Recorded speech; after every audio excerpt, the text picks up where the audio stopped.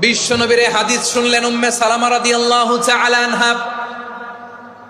ওনার স্বামী হলো আবু সালামা। মজার ঘটনা খেয়াল করে শুনেন আমার প্রিয় কলিজার টুকরা ভাইয়েরা। কানগুলো খরগোশের কানের মতো খাড়া করে আমার দিকে তাকান। সাইয়্যিদাতুনা উম্মে সালামা রাদিয়াল্লাহু তাআলা আনহা, ওনার স্বামীর নাম আবু সালামা। শ্রেষ্ঠ দম্পতি, শ্রেষ্ঠ ফ্যামিলি। প্রথমে হিজরত করেছিলেন হাবাসায়, পরে হিজরত করেছেন মদিনায়। উহুদ যুদ্ধের পরে ওনার স্বামী আবু সালামা ইন্তেকাল করলো, শহীদ হলো। সুবহানাল্লাহ পড়েন।